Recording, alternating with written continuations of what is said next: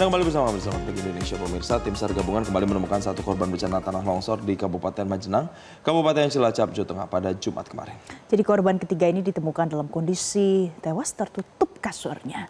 Di hari kedua pencarian, tim SAR gabungan menemukan korban atas nama Yuni pemirsa, dan berdasarkan data korban, Yuni merupakan ibu dari Maya yang sebelumnya ditemukan hari Kamis malam.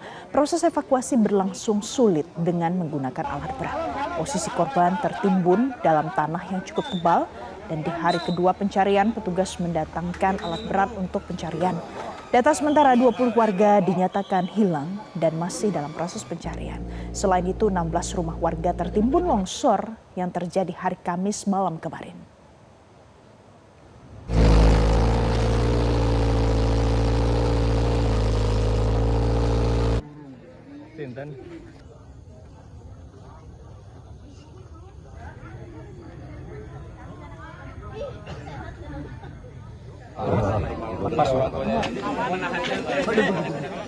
Kita akan lihat pemirsa bagaimana kondisi terkini pasca longsor di Kabupaten Cilacap dan juga di RSUD Majenang. Sudah tersambung bersama kami ada jurnalis Metro TV Joy Jones dari lokasi kejadian dan juga ada Darby Tias dari RSUD Majenang.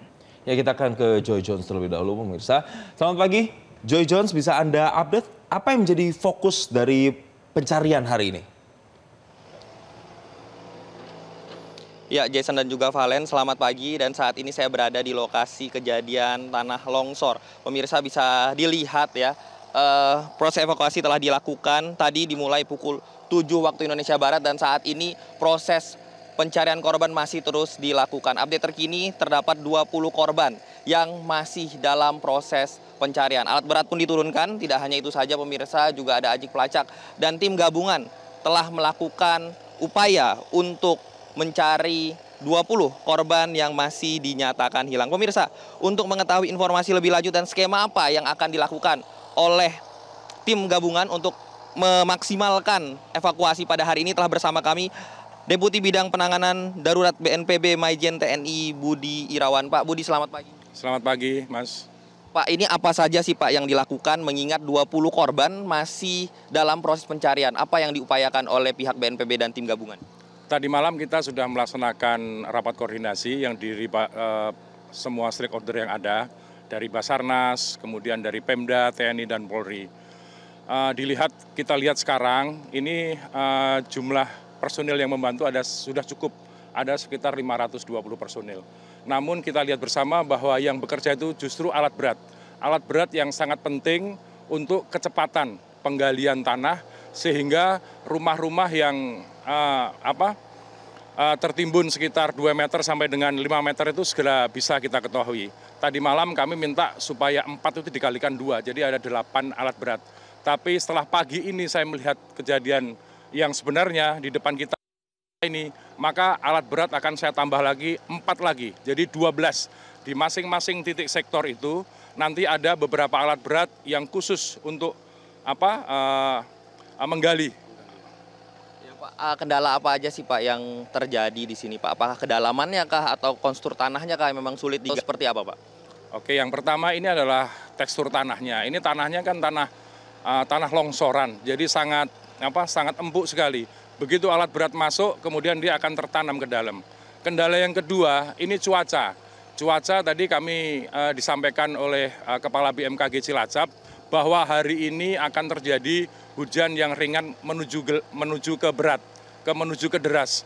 Sehingga dengan adanya cuaca dan untuk keselamatan para penyelamat dari tim SAR, kami tidak akan mengambil langkah untuk melaksanakan evakuasi. Kami akan hentikan apabila hujan deras muncul, kami takutkan akan ada longsoran-longsoran susulan lagi. Pak, ini metode apa sih Pak yang dilakukan, menentukan titik-titik mana saja yang dilakukan proses evakuasi Pak? Apakah dari denah rumah sebelumnya atau seperti apa? Yang pertama dari denah, informasi dari kelurahan dan kecamatan. Yang kedua kita menggunakan foto Google Map. Di situ ada rumah-rumah yang kita prediksi terdapat korban. Kemudian yang ketiganya kita juga sudah meluncurkan 19 anjing pelacak. Dan tadi saudara lihat bahwa anjing-anjing pelacak itu memang mengendus tempat-tempat yang sudah diberi tanda oleh Basarnas bahwa di dalamnya ada korban. Pak, terima kasih Pak atas waktunya. Selamat kembali bertugas Pak. Semoga proses evakuasi dapat berjalan dengan baik dan lancar dan bisa ditemukan Pak. Terima kasih. Doanya seluruh pemirsa Metro TV, kami mohon doanya sehingga korban-korban yang 20 ini segera dapat kita temukan. Amin. Terima kasih Pak atas waktunya. Nah itu tadi Jason dan juga Valen. Kondisi saat ini memang jika dilihat dari medannya seperti itu, pasca terjadinya longsor memang tanah yang ada untuk berpijak saja itu sudah cukup sulit seperti itu. Namun tim SAR gabungan tetap terus melakukan upaya untuk menggali tanah longsor ini untuk mencari korban. Sebagai informasi saja kemarin korban ketiga yang meninggal dunia ditemukan di kedalaman 3 meter. Dan untuk itulah alat berat tadi akan ditambahkan 4 lagi dan berarti akan ada 12 alat berat yang akan diturunkan pada hari ini untuk mencari korban. Demikian Jason dan juga Valen kembali ke studio. Joy, pada hari ini berapa banyak tim yang akan datang ke sana, diterjunkan ke sana? Tadi Anda katakan ada 4 alat berat yang akan didatangkan, apa lagi?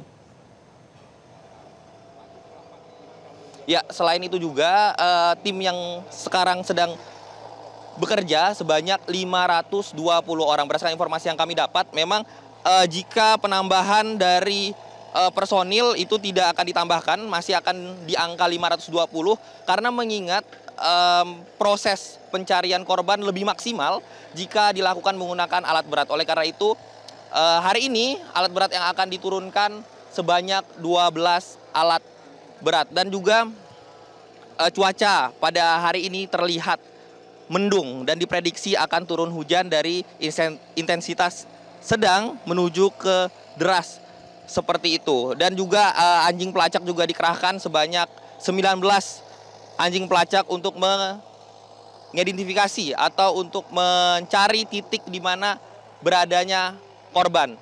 Jason dan juga Valen. Jelajahi cara baru mendapatkan informasi. Download Metro TV Extend sekarang.